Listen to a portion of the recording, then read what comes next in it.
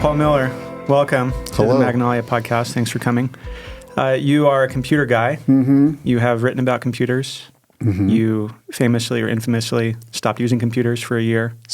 Not computers, the internet, The internet. for a year. Okay.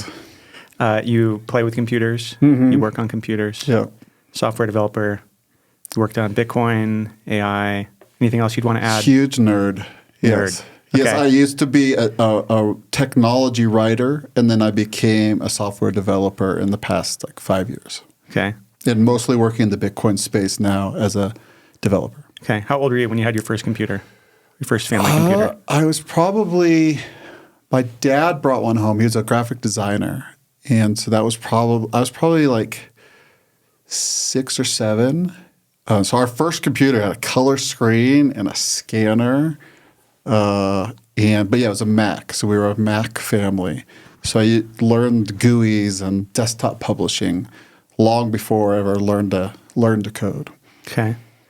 What do you like about computers? I think there's this real opportunity. I think of them as tools for thought. Steve Jobs famously has this idea of the bicycle for the mind, that humans, I forget if it's calories or just overall speed, but humans are real middle of the pack if you're going to run a race between a bunch of animals and humans. Humans are really middle of the pack. But human on the bicycle outstrips all of them. And so the bicycle for the mind, I think, is this really beautiful idea of it's a force multiplier. Instead of go out in my backyard digging a hole with a shovel, I use a backhoe. And so instead of working with information with a pen and paper and my brain, there's this computer that can do that work faster or at larger scale, at greater magnitude. And then since the internet's existed, also has this interconnection that's, bizarre compared to anything we've ever had in history. When you say it's a bicycle for the mind, is it more than calculation? It's a tool for thought. It's very similar to writing. So the technology of writing, I love telling people that Socrates didn't really think writing was such a good idea. So, famously Plato wrote Socrates' dialogues down. Socrates didn't write. Socrates is the writing is going to be this crutch, and you're going to have this sensation of remembering, but really it's just reminding. And so you won't actually internalize this knowledge. You're just writing. So computers can be that we all know that feeling of I used to have to know that. I used to have to memorize people's phone numbers, but now I look them up. Used to have to memorize facts so that I could win arguments. Now I can just, I just look them up on Wikipedia. So we do this sort of offloading of some of our mental work, not all of it, but I think it ends up being very similar in character to how reading and writing augment our natural mental abilities. So it's calculating, it's reminding. It's a lot of math. Obviously computers are the best at math, but yes, it's reminding, storing, retrieval, search, communication. What about understanding? Not at all. Okay, not a bicycle for understanding. No, and I think that's one of those things. I think what we're at, I feel like it's our job with technology is to kind of, it's you're sort of always trying to figure out what is the limit of what is actually truly specifically reserved for human versus something that can be mechanized and automated. So, early on, people thought that, if we break chess, if we get computers smart enough to conquer chess, and chess is what we associate with ultimate intelligence in humans. If we could bust through that problem, computers have win. We'll now be able to make a synthetic artificial brain that will be smarter than any human. And that didn't happen. So obviously, even long before chess, computers were already better at just adding and subtracting and dividing and multiplying. Then computers won at chess.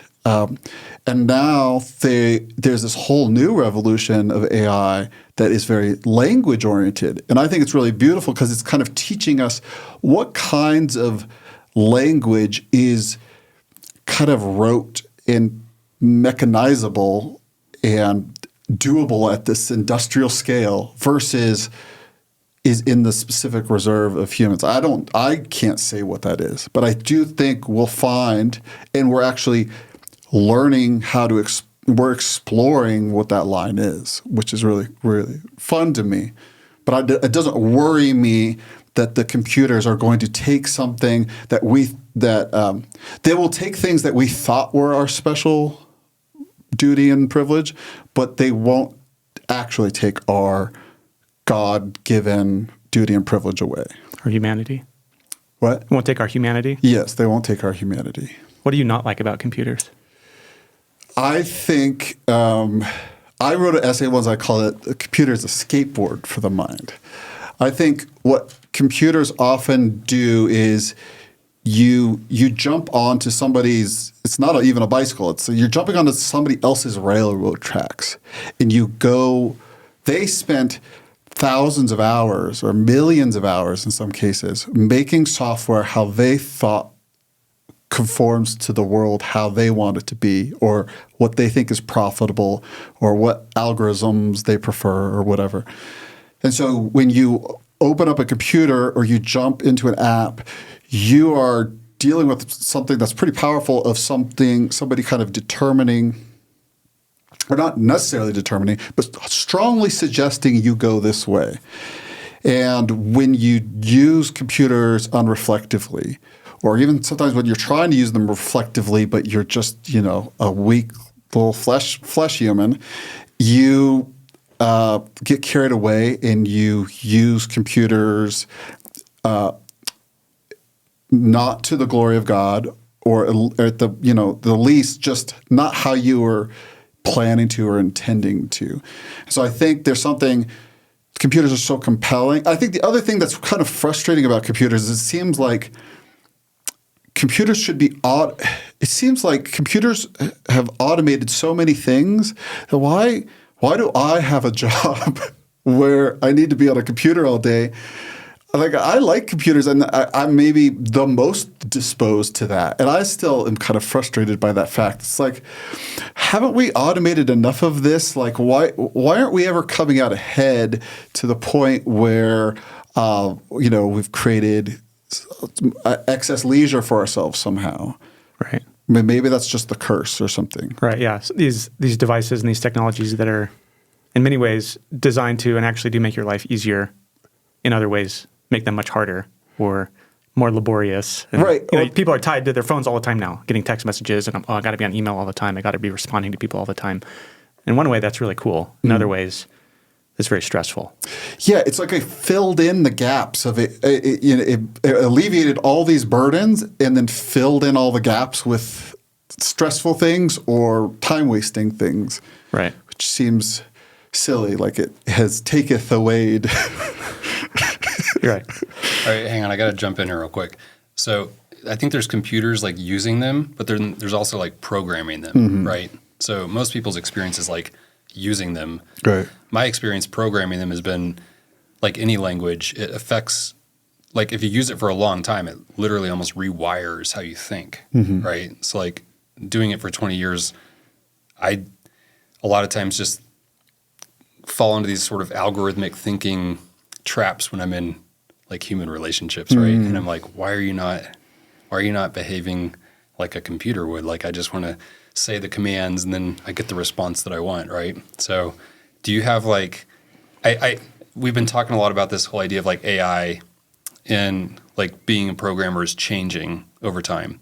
So like my experience for the last 20 years isn't necessarily going to be like what developers are going to be seeing over the next 20 years. Like in some sense, we're going to be moving away from like the low level sort of algorithmic logical languages that computers are written in, moving more to like natural language commands. Like what's your take on, like, have you felt yourself being affected by thinking in programming languages versus natural language? And like, where do you see that going? I feel like there's something about me that I am because I became a programmer late. I started out as a writer. You guys know the word cell shape rotator distinction? This idea of somebody who just wants to they feel the world should be, and they want to write an essay for the New Yorker and convince other people to do this. And the shape rotator, someone who could literally like look at an object and rotate it in 3D in their mind, and they just engage with the world as it is. So I kind of came from this word cell world, and I'm trying to, as a programmer, trying to learn to engage with the world as it is. And at least in programming, there are some. It's kind of unforgiving, whereas writing an essay can be, in some sense, a little looser.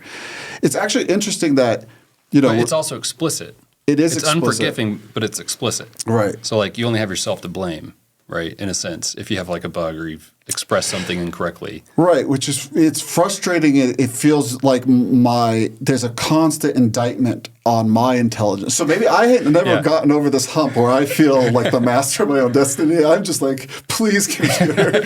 You're like hitting compile, like, please. Yeah. So the AI stuff has actually helped me use more of my word cell stuff to just like, hey, please, computer, I would like the world to be like this. I do think it's interesting that they have found that part of it sounds slightly orthogonal. Let's teach computers to help kids cheat on their like homework essays, and let's teach computers how to program. Those don't necessarily like sound like the same pursuit, but they've learned that by having all this firm logic of programming, that's actually made them better at prose. So it turns out computer programming is actually it's almost like a strict subset of language. It's like a formal language, basically. Yeah. So it's like take away a lot of weasel words and vague and hard to decipher things from an English language so that you can precisely make a recipe for a computer. But I think that it's interesting that, people don't – that's not what people my favorite theory on AI is that we're dealing with like a Plato's cave situation. The computers have no access to ground truth reality. They only know about reality what we've written down about them. And we are in Plato's cave. So we don't have the best access, or we have, a fallen through a glass darkly access to ground truth reality. So the computers don't quite know what's going on, and they're doing their best guess. And their best guess is based on what we wrote down. Do you ever feel like that? I mean, you know more languages than both of us put together.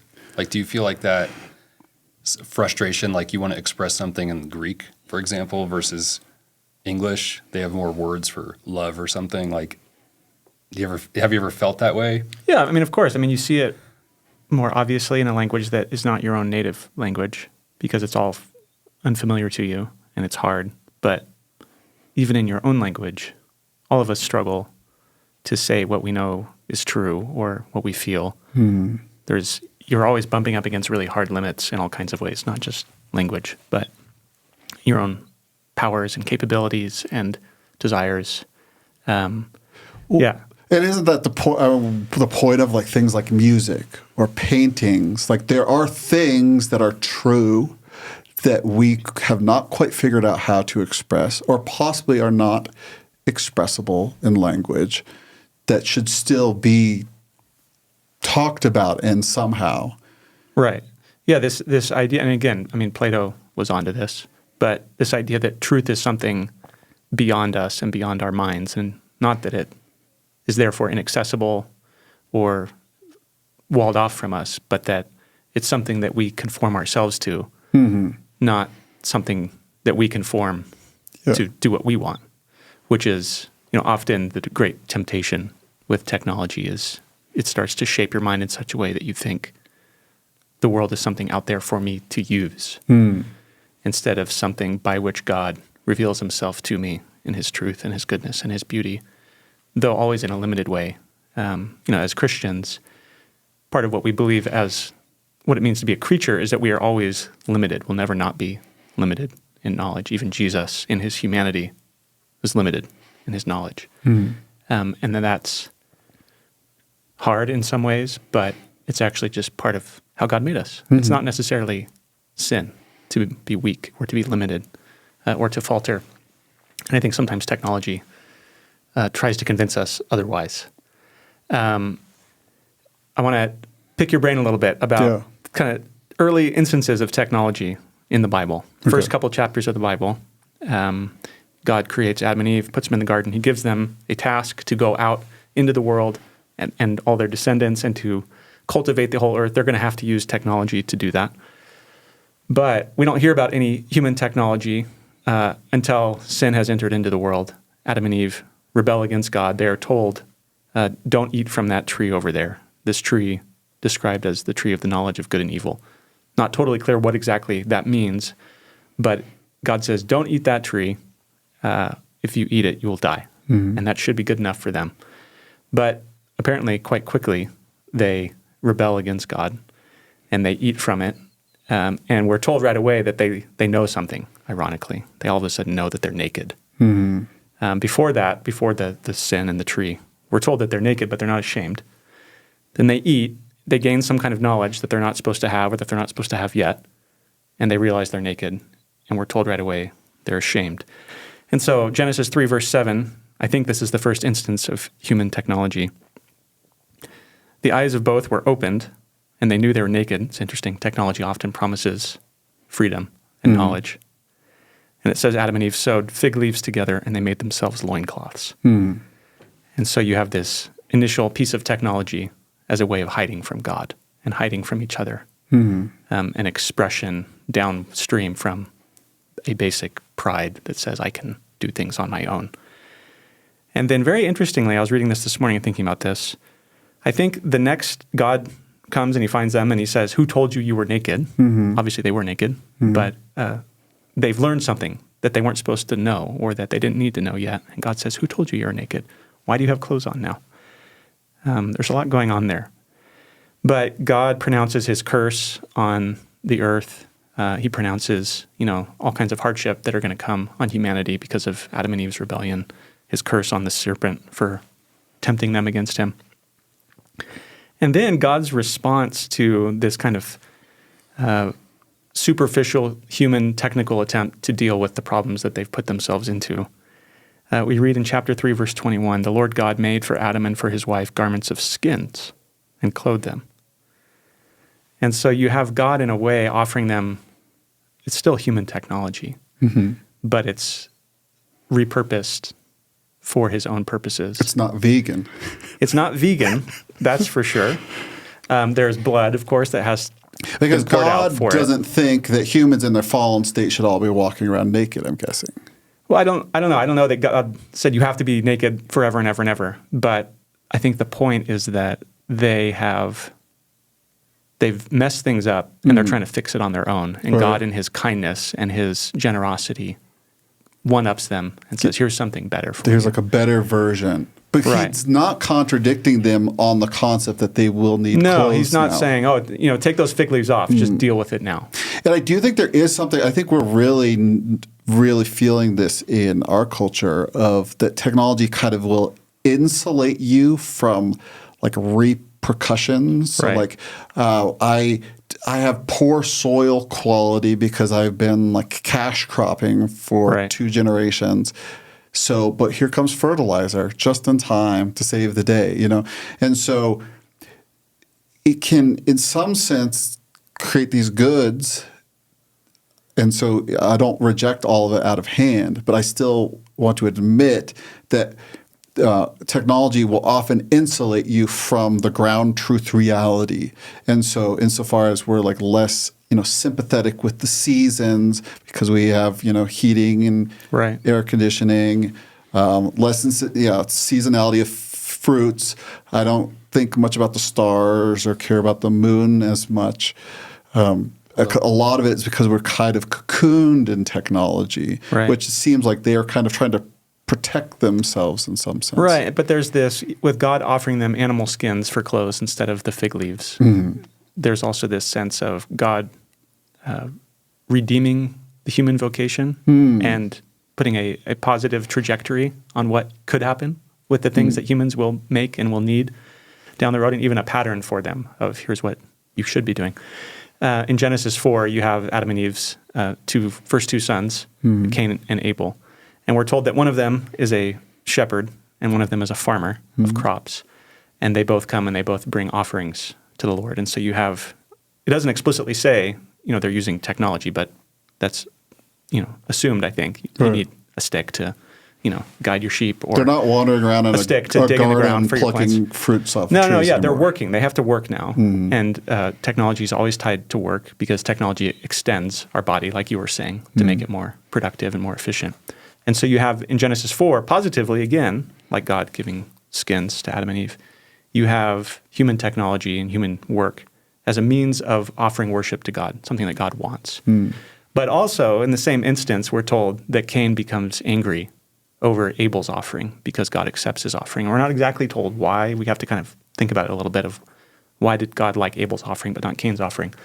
But the point is that Cain becomes very angry and he murders Abel. And so technology is a means of worshiping and honoring God, but also becomes the occasion for more rebellion against God by hatred towards other people. Well, there's the simple rebellion of technology solved this for me, so I don't need to be as reliant on God.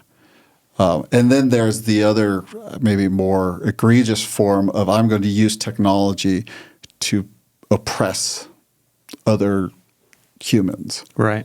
How do you, as a Christian who's really into computers and technology, how do you think technology can and should be used to honor God? I am increasingly convinced that technology, because, it doesn't feel like there's a ton of very specific verses and admonitions about technology and technique. There is technique in the Bible, but there doesn't seem like there's a lot of value judgments on it. I feel like, for me, it's become very fungible with the concepts of power and money, which are talked about a lot more. So similar to how if I have, a technology to clothe me, or to protect me from some elements or something like that, I could also just be rich and pay people to build a house over me, so now I'm protected from elements. Or I have power, so I can't pay people, but I just command people who are at my beck and call. So I think very similar, the temptations of power and money, of worshiping them as an end in themselves, of loving them, are the same with technology. And I noticed this. Part of what happened with me with The Verge was being obsessed with what's new coming down the pike, and that this new generation of Android phones will finally fix everything. It's basically like watching TV commercials where you see the state of nature, the fallen man, and then this drug will save you. So these functional saviors everywhere, that's like the message of most advertising. So I felt like that was part of what I was kind of conditioning myself and others when I was writing about like an influx of gadgets to promote this. Here comes this functional savior that will finally solve the problems that we've been experiencing. So I think that's the biggest danger, is expecting technology to save. You use the word technique, which is a word that a French theologian named Jacques Ellul picks up. Have you run across Ellul? I feel like I've never read him. I feel like I don't like what what I've heard. I feel like I would disagree with him, or I'd actually read him, but maybe I'd feel differently if I actually read. There's a lot you wouldn't like, for sure. Yeah. But he uses technique in the kind of very technical sense to mean this very modern way that we approach the world and the way that we approach technology. Of course, technology has always been part of humanity, right? What we do. But he says, especially since the Industrial Revolution, we have, as a society, especially in the West, have become fixated on everything is a means to an end, and we've forgotten about the ends for which we do anything, Okay. or we work, or we have money, or wealth, or anything. Everything becomes a way of gaining control. Everything is about efficiency, maximizing, my own control over the world instead of submitting to it. And this is from a book by Christopher Watson. He's quoting Jacques Ellul, talking about Psalm 50, where God is talking to Israel and saying, I own all the cattle on the 1,000 hills. You're running around offering sacrifices to me all the time, but you don't care about me, and your heart's not in it. And God says, I want you to be grateful. And so Jacques Ellul is commenting on this opposite attitude versus the attitude of technique. Listen to this, and I want you to respond to it. Psalm 50, verse 15 says, call upon me in the day of trouble. I will deliver you, and you shall glorify me. And then Jacques Ellul says, in other words, from our distress, we must first call to God, rather than first calling for human help or giving it. This invocation, made in absolute confidence and certainty, is the most decisive factor. It replaces sacrifice when sacrifice is conceived as a kind of bargain. I give something to God, so he will then give me something. I sacrifice in order to have a claim on God. But this passage proclaims the contrary. Absolute gratuitousness, calling on God, suffices. How do we, as those drowning in all kinds of technologies that pervade our lives from the moment we wake up till we go to sleep and in between, how do we cultivate a posture of gratitude and reception towards God rather than a posture of constant control? I think we a big personal, again, like I've said, I'm not the greatest programmer. A big personal victory for me over the past, I'd say, year or so is realizing, maybe almost 2 years, that God really cares when I'm stuck on I'm failing on this program and I'm trying to get it to do the thing I do. And that's something that I can really bring to God. And I think feeling it like a kind of a pseudo-deistic way that I have a spiritual life and I worship God and I serve God, but all these, cars aren't in the Bible. So there's no way to drive to the glory of God. And my computer's not in the Bible, so there's no way to use the computer to the glory of God.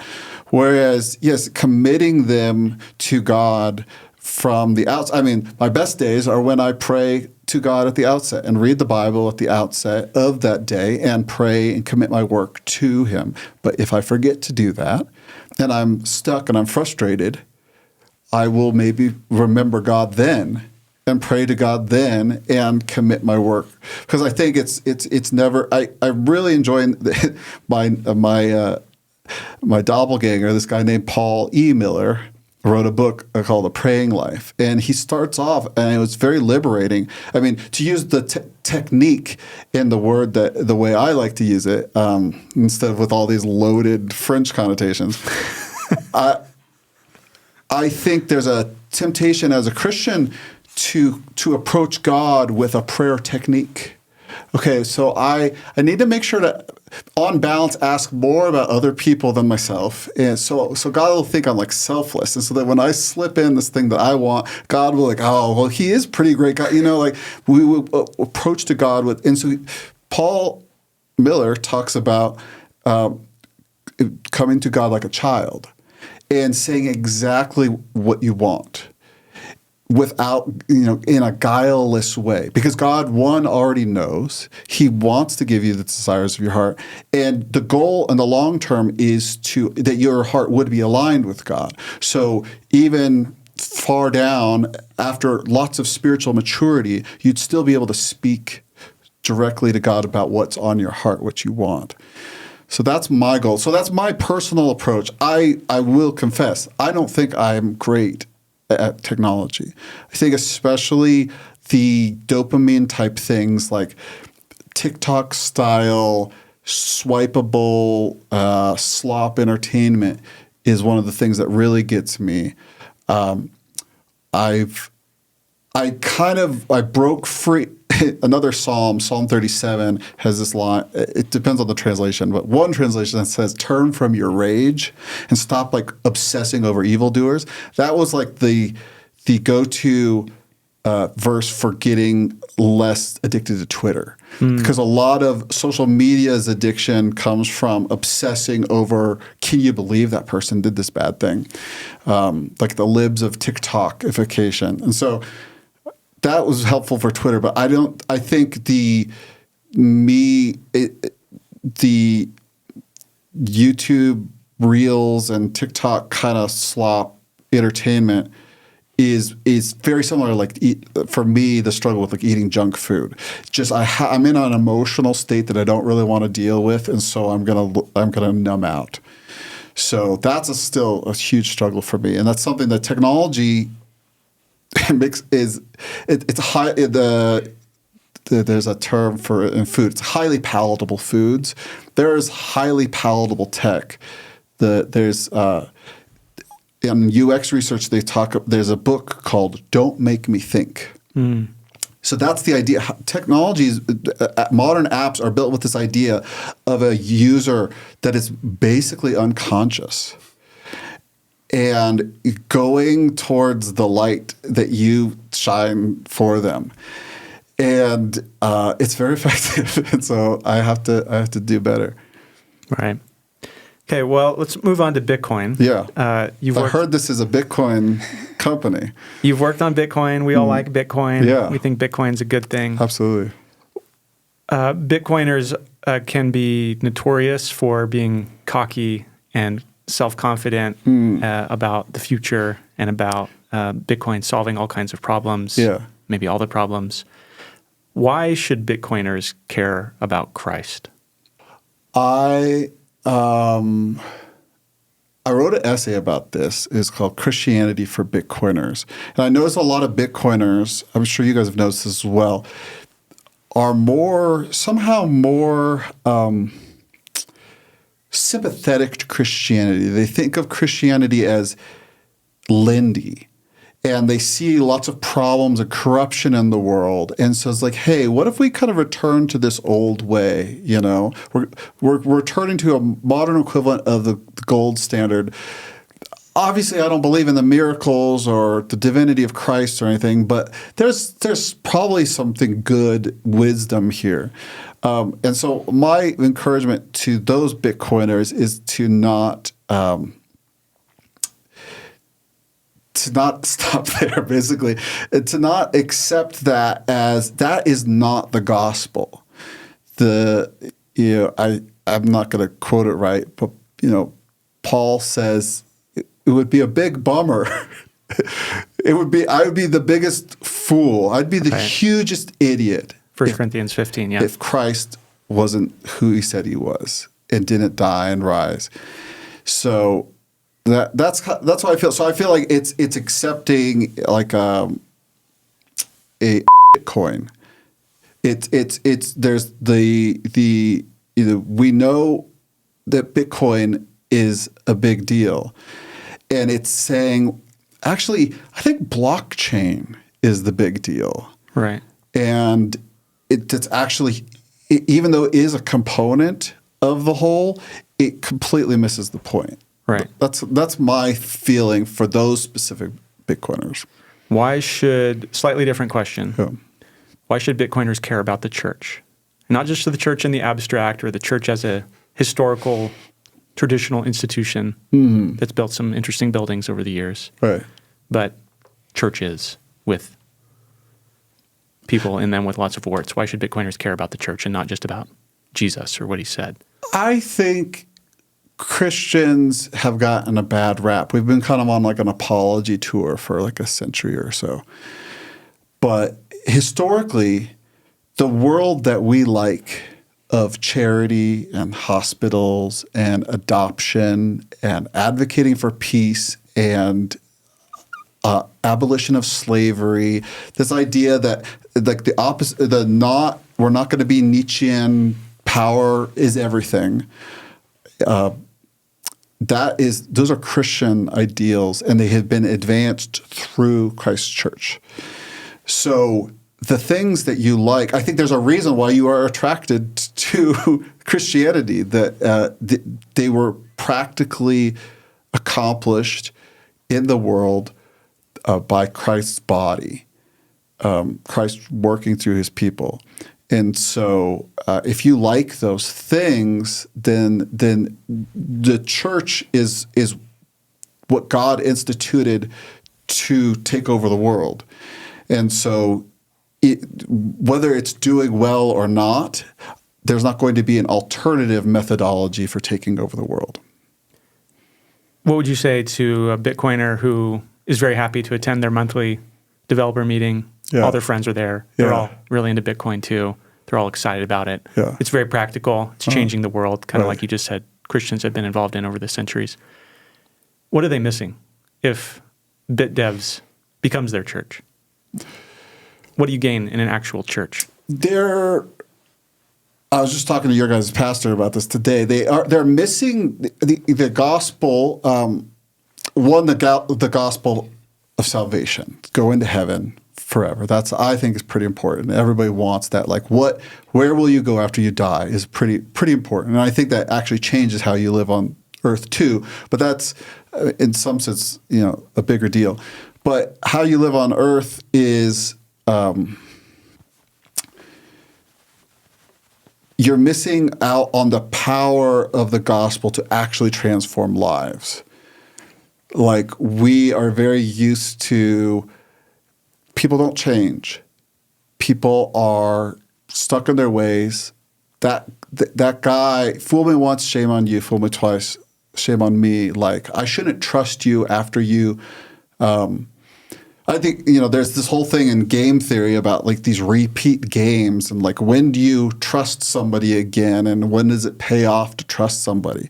The Christian has this ability because, the worst thing that could happen to you is death, and death has been overcome.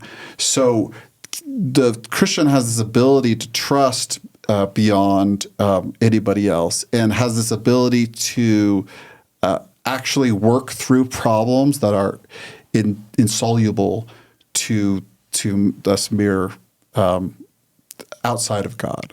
So there's like a power source, a transformational thing that's available via God that's not available via software. So software, I think, there's great, that power multiplier, but the human adjusting humans, that's like something like communists want to do. Like, what if we remake humans in our own image? But that's what, God wants to, redeem a people for himself, and he wants to transform them into the likeness of his son. So that's really exciting. And so that there's an actual opportunity to have better raw material for society, better humans through the church. Right. I do want to say on the BitDevs thing, I'd love to push this back to you a little bit. Explain that what BitDevs is short for. Oh, yeah. I didn't explain this. BitDevs is Bitcoin developers, and it's like a monthly meetup. I go to one in Austin. I used to go to one in New York. And it's you get together, and it's a Socratic style presentation of the state of Bitcoin from a technical perspective. Here are the challenges, here are the bugs, here are the improvements we're trying to make, here are some new like layer 2 protocols that people are working on, here are some.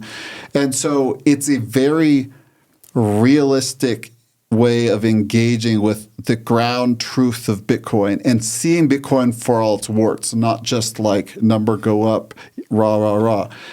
And also educating people on how to run a node and take personal responsibility, which is these are kind of these Bitcoiner cypherpunk ideals. And one thing that I feel like I don't quite get enough of in the church, and something that I've left other churches for, is this sensation that the people around me don't know the fight I'm in, or they don't know their fight they're in. So Bitcoiners know that, given their druthers, a lot of people in the government would like Bitcoin to not exist so that they can continue to print money without a strong incoming competitor that might stop them from being able to do that. And not everybody in the government is rational enough to be fighting that fight. And that's a lot of reasons for Bitcoin's success. Like if they knew what was coming at them, maybe they'd be a little more worried. But Bitcoiners know that this is a challenge, and that therefore Bitcoin security has to be of the utmost. It just has to be the best they can possibly do. So we have to be but also there's no secrets in Bitcoin of how it's built. So we have to be transparent and just front run all the bad guys. And so it's there's like a sober-minded guys being guys, and let's get together and let's win this fight. That sometimes in church I don't quite get that sensation. I feel like sometimes I wish my church felt more like that. Right. Yeah, this sense of that you are in a battle and a war. Yeah, and the people next to me know we're in a battle and a war. Yeah, C.S. Lewis talks about how going to church every week, as boring as it might seem on the surface, is actually like going and getting your instructions every week to sabotage behind enemy lines. That you're in a spiritual war, and you have to go to church in order to kind of be retrained to go out and fight as saboteurs against the devil, basically. You know, that sense pervades the whole Bible, but especially the New Testament, that gathering with other Christians for worship is in itself a kind of warfare, as Christians are also sent out to wage war. Again, very different than the way the world physically wages war. It's not that kind of war, but it's a much more serious war. And yeah, you're right. Many Christians are kind of half asleep about the danger they're in and what's going on and the stakes. And yeah, I've been a pastor, and yeah, you sometimes want to shake people and say, you know, do you understand what you're doing and how important this is and the kind of danger you're putting yourself and your kids in? And today, you know, technology and the internet is, you know, kind of one of the main battlefields of this for people, where they are allured into thinking everything is fine and they can handle it, and it's not really affecting them. Well, I feel like that's part of like the warning to the rich young ruler, or like why it's hard to enter the kingdom and be rich, is that if you are rich enough to solve most of your day-to-day problems, you might decide, or you might kind of forget that you need God. And so you won't be reliant on God, and so you won't be resilient against the true threats. An old mentor of mine, his brother was a very successful business owner. He signed his own paychecks, and he told my mentor, I'll start believing in God when God starts signing my checks. But for now, I'm signing them. What do I need God for? Yeah, it's a big problem. I want to jump in. You mentioned personal responsibility and like the whole, like, you know, mindset of like just hyper individualistic. Like a lot of Bitcoiners worship the sovereign individual, basically. Yeah. How do you look at, like, how should churches or organizations in general look at custody in light of that? Like, I think that the average Bitcoiner is just sort of thinks of everybody as like just this individual living on an island and they're their own king, basically. But obviously, when you have a church or any organization, you can't just, like, they're coming from a system that gives them reassurances like, we'll hold your money in a bank and we'll give you we'll provide safety and all this kind of stuff. It's insured. Yeah, exactly. So it's like when you present them with this idea of like, oh no, you just hold all of your own wealth and you just stick it on 12 words, it's pretty jarring. Like, how do you think churches should look at custody, and how do you think Bitcoiners that are trying to talk to their churches about it, you know, how should they approach it? Like, not necessarily, like a lot of Bitcoiners will say, you have to self-custody, for example. Right. So like, obviously we're coming from the world where we're at, we're going to the future, we're somewhere in between. Right. What does the transition look like? And then like, where does it get to in the long run?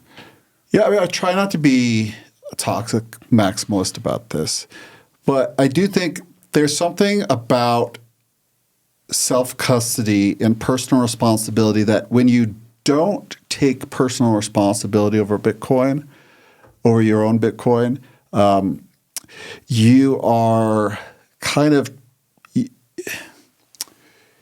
it's sort of like if you are in like a relationship I'm not married, so I'm kind of speaking out of turn here, but I imagine there's some challenge to it.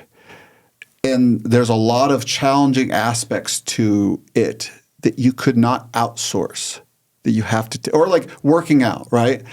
Like I could drive my buddy to the gym, but if I start doing his lat pull downs for him, he actually gains no strength.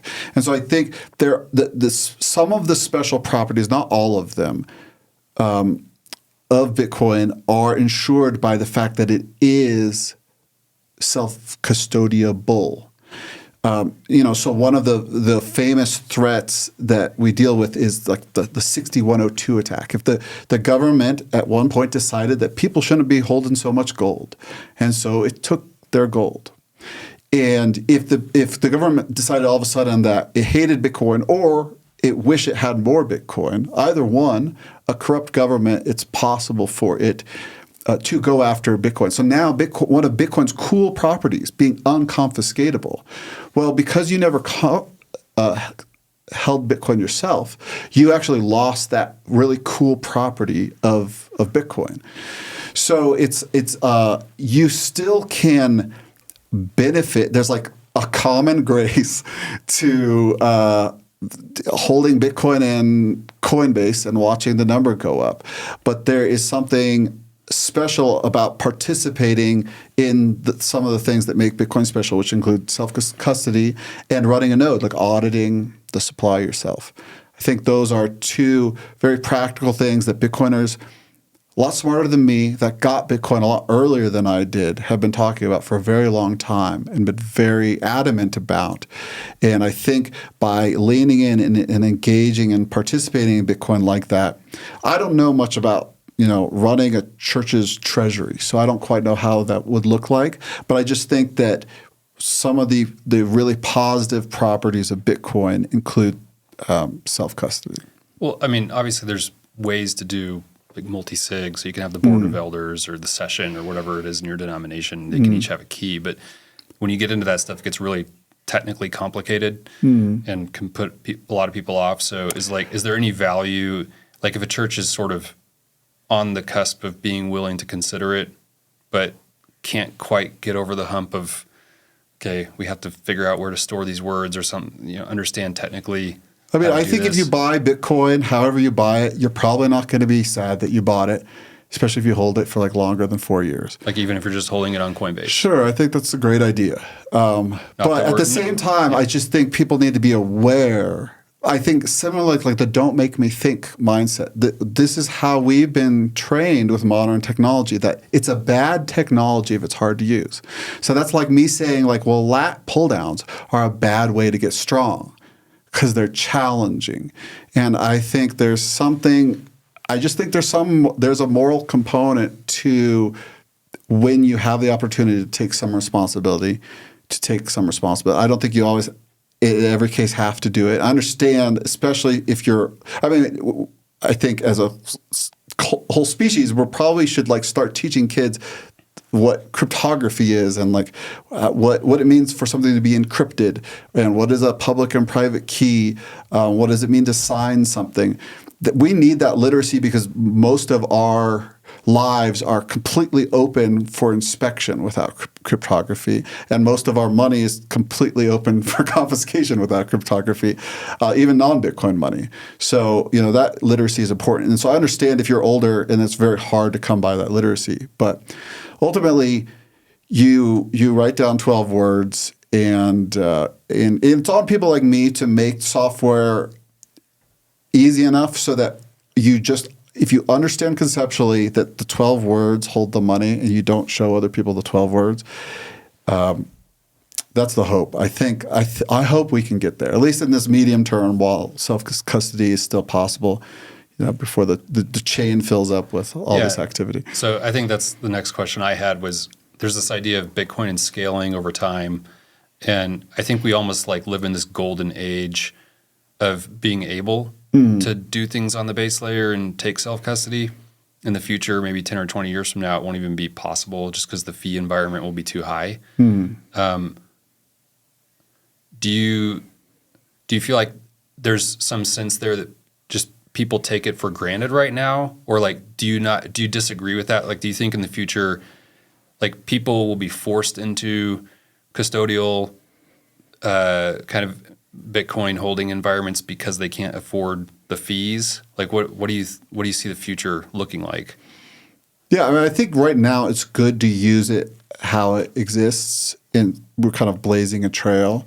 But I do think in the very long term, there's you're looking at something maybe on the order of millions of transactions a day. It's really not, the base layer of Bitcoin is not scalable.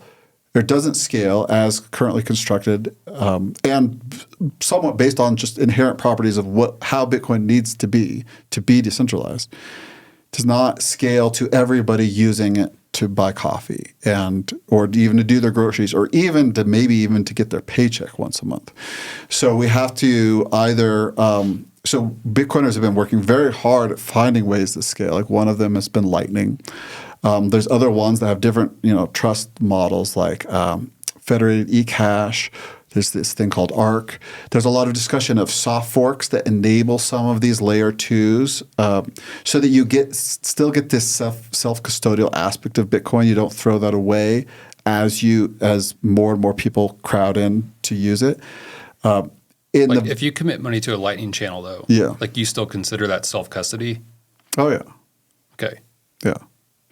Yeah, one of the ways of thinking of self-custody, especially when you start doing layer twos like Lightning, is do you have a way to unilaterally exit? Do you need somebody's permission to get the money out of this smart contract?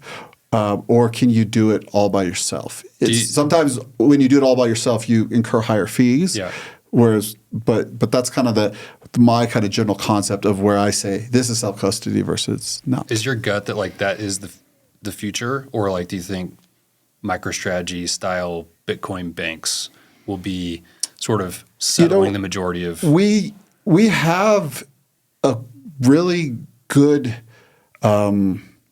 historical record of people not holding their Bitcoin and getting wrecked, and people relying on banks that eventually, fractionally reserve and getting wrecked. Like we have so many examples of people not holding their own money and getting wrecked. Like the U.S., the people of the United States, got rug pulled. The people of France who stored their gold in the United States got rug pulled. We have just so many, and I think as Bitcoiners, it's dangerous for us to assume that Bitcoin is so good that it's going to fix all these problems. And so I think we should try to, get as much good as we can out of it, and not just assume because now we're in Bitcoin fixes this without like having to lean on the properties of something I've been thinking. I wrote this quote. I wanted to bring this up to you guys because I feel like this like really clicks with this. This is a Hayek quote. The curious task of economics is to demonstrate to men how little they really know about what they imagine they can design.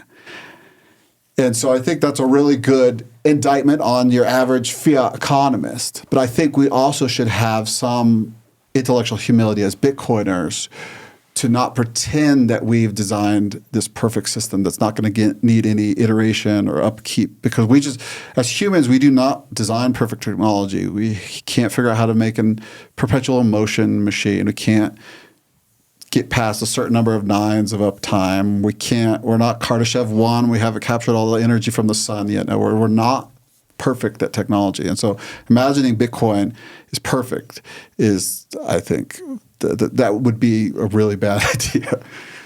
So, okay, one last question. I'll let you jump in next. Okay, so you talked about like normal people needing to have like a basic course in cryptography and understand like public and private keys and things like that. I think most people really have no idea how much even the traditional finance system is underpinned by cryptography. Mm-hmm. So you have Bitcoin on the one hand, which is like explicitly, people think cryptocurrency, right? So it's like in the front of their minds. Mm-hmm. Traditional finance is also based on cryptography. Really all of our modern computers and communications and everything is. Right. Do you see like the quantum computer threat as something that's credible? It's more a threat to Bitcoin, more a threat to TradFi, a threat to both.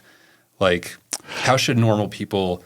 I think when normal people hear the word quantum computer, they just think boogeyman. Yeah. And like Bitcoin it's at risk.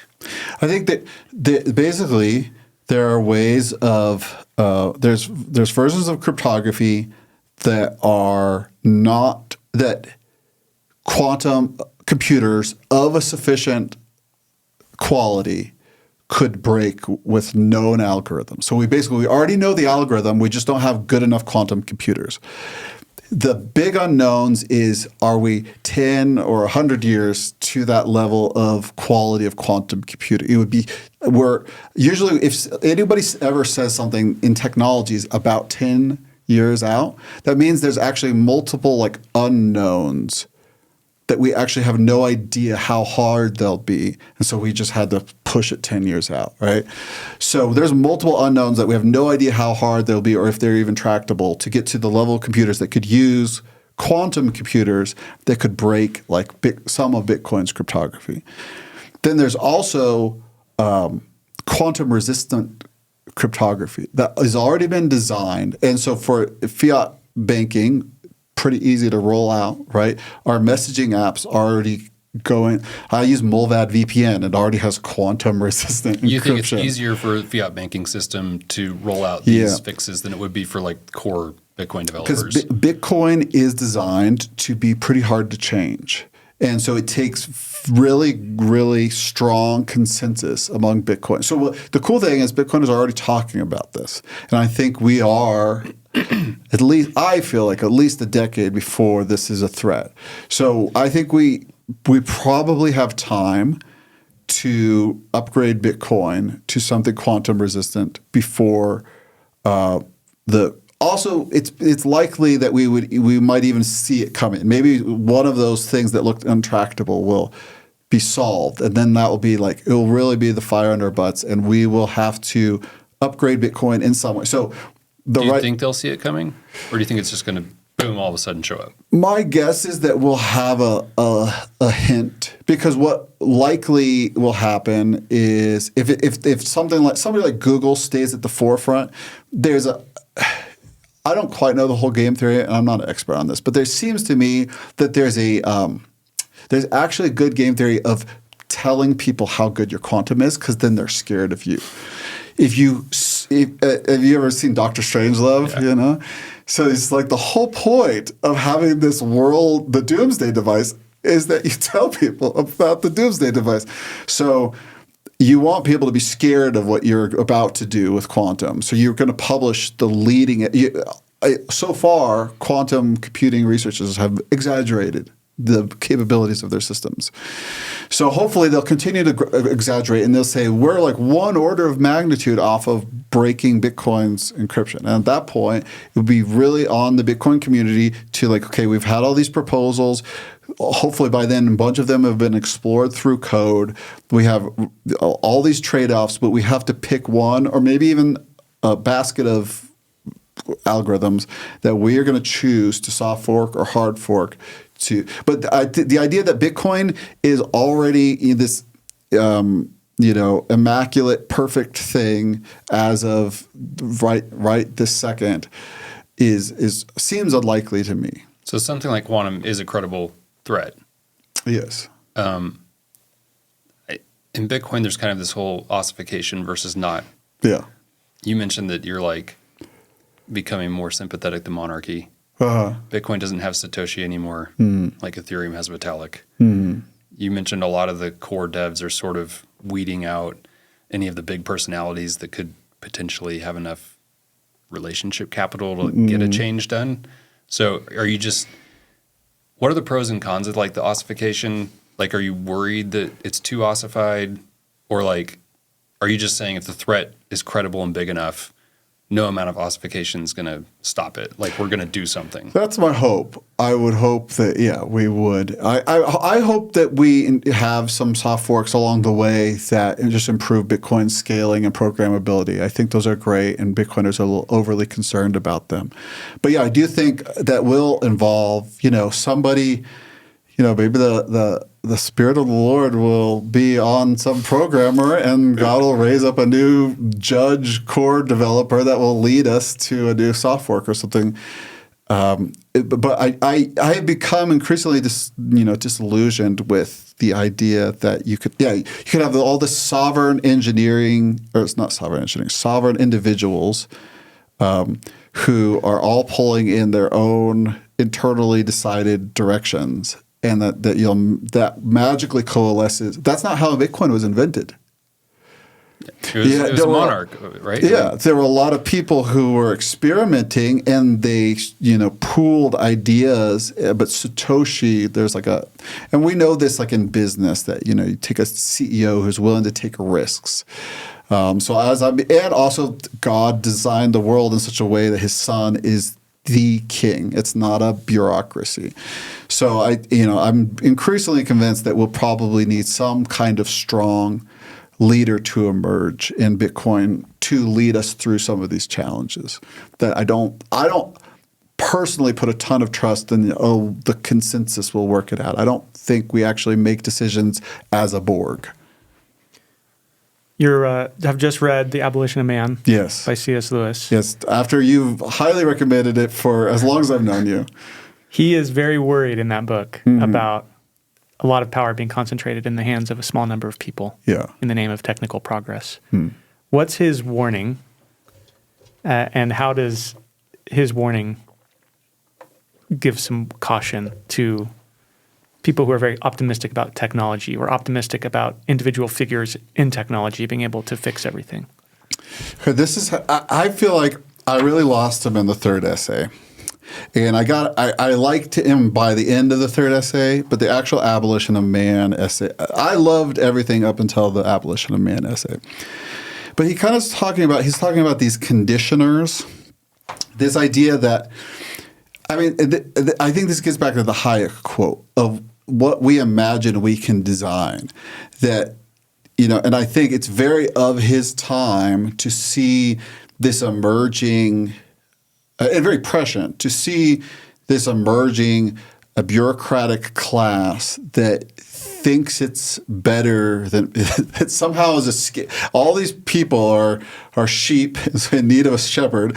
So we will be this bureaucracy that will tell them how to live their lives and manage their lives for them. And yet somehow we're magically separate from their foibles. And so we're not corrupted.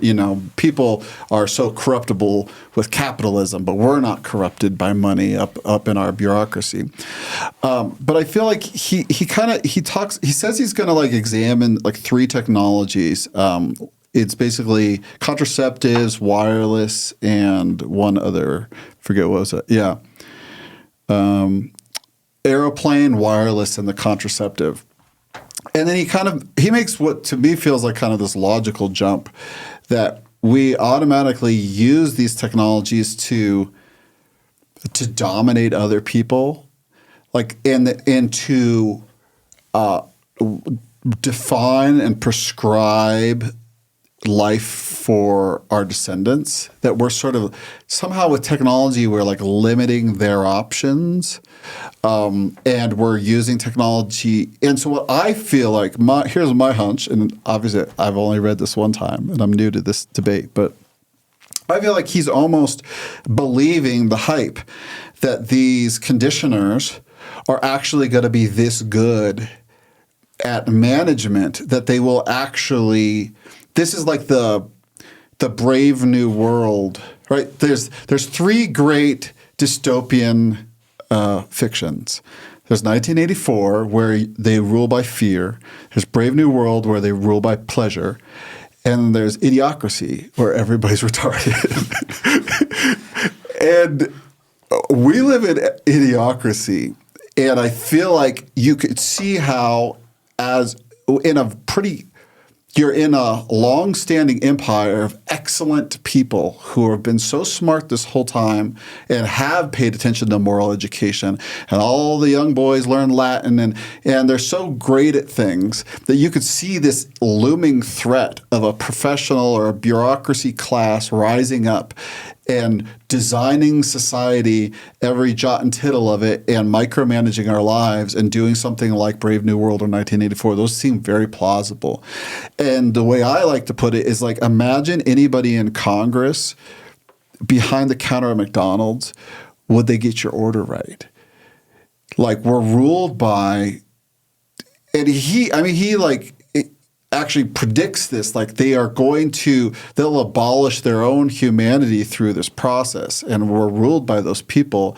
But they end up, in Psalm 37, they turn their bows on themselves. Like, they end up being their own ruin. And so I feel similarly with anybody who ever, and obviously he's correct in like fearing technology as its own end. That's a bad idea. Obviously, with AI, we have people who think they're building God. Right. And that's not going to work out for them.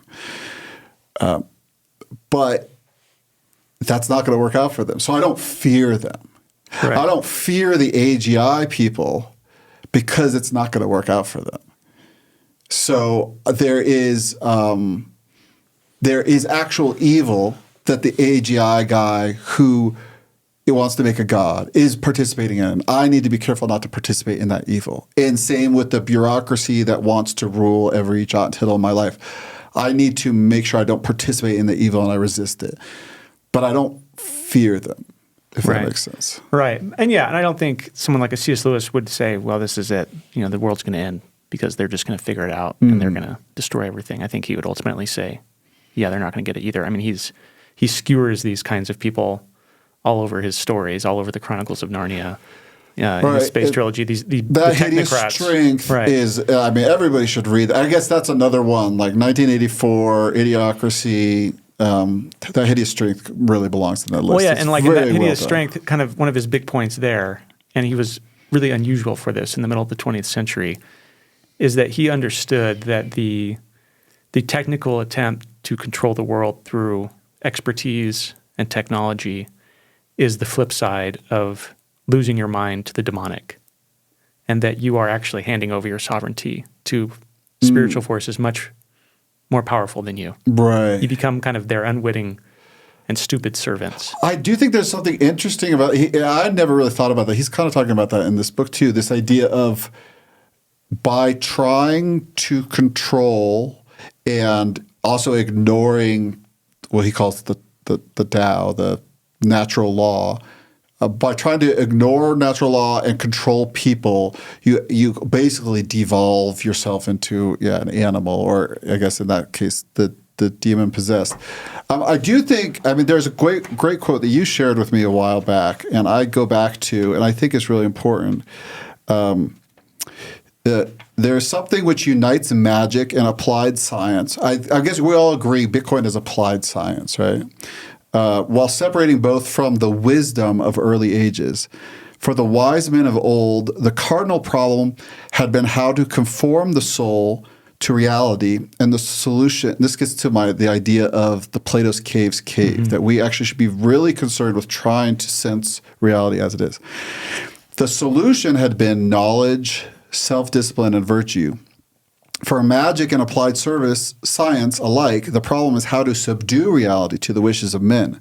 The solution is a technique, and both, in the practice of this technique, are ready to do things hitherto regarded as disgusting and impious, such as digging up and mutilating the dead. And so I think that the solution had been knowledge, self-discipline, and virtue. I think this is the solution that we should be whenever we're engaging with technology. And we can't believe that any technology will be efficacious to give us these things. Right. And so I think it's similar to like I'm so bad at this verse, but it's like against these things there is no law. Like 1 Corinthians 13, faith, hope, and love. Faith, hope, and love. Like Paul's listing off fruits of the Spirit, and he says, right. Oh, no, it's Galatians 5. That's Galatians. These are gifts of God. They're spiritual, and they're so different than our world that you couldn't even like write a law that would stop you from practicing them. So I think in a similar way, you couldn't make a device that would improve. You couldn't make a law that would help you practice them. These are very. It's about you engaging more directly with God. So I think, if we rely on technology as a substitute for those things, or as a substitute end, then we're in big trouble. But I still think there's really great, joyful uses for technology, right, in our lives, and as a wonderful gift of God to enjoy. I mean, also, you started with the garden. The heaven has streets. Right. Gates, right? So we don't necessarily end up in a state of Eden. Redemption doesn't mean graduating beyond humanity and the things that come with humanity, like technology and language and limitation. And so, it's not that technology is just kind of part of this terrible fallen world, and one day we'll get beyond it. This is a kind of a Gnostic idea. It's kind of related to this idea of we can one day get beyond our bodies. I think about, God is omnipresent, and I can FaceTime people. Now, that would be horrible if I thought, I'm God now because I'm omnipresent. But I think we could view it in a worshipful way of we are striving to be more like God. And so we have these techniques. They don't make us more like God in a holy sense, but they are, celebrating his attributes. Like those are good attributes of God. It's not bad to be omnipresent. And so insofar as we can, attain some of these via technology, I think they can be good. Right. And there's also always a sense in which we should embrace and celebrate that we are not God and that we're not omnipresent. To be omnipresent like only God can be, would be a kind of hell. And it'd be terrifying to be able to see everything all the time and be present with everything all the time with all of our fallenness and our limitation. But there are always senses in which with our technology we can reflect God in new ways and better ways. This may be a kind of a multi-part question, but how do you guys think of, let's say somebody had a lot of Bitcoin, right? Or let's say somebody had a Charizard card, right? So now you have some great wealth, and you could. It's sort of like, what artificial limitations do you put on yourself being wealthy? I'm going to put the artificial limitation on myself that I'm not going to sell my Charizard card to buy slaves to build my new pyramid. I've decided that that's actually not where I want to go with my great wealth. I could hold on to it and I could give it to my child, and then they could sell it and they could do something, or they could hold on to it and their child could buy a spaceship, or they don't sell, they pass it on, and their child has a fleet of spaceships, or you get far enough. If you hold on to this Charizard card long enough, maybe you own a planet or something. There's something about when do I don't know, enjoy the fruits. It's not even just about enjoying the fruits of wealth. It's like, when do I deploy capital?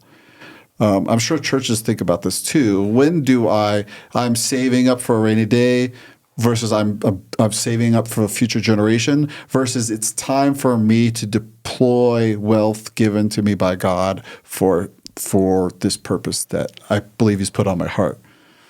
And I think part of that is how do you handle having abundance? If Bitcoin works out, how do you handle doing well? Because I think we're right now, I was kind of gearing up for another phase of fighting, and then Trump won, and it seems like Bitcoin might be at least in a season of being benefited by politicians rather than attacked by politicians.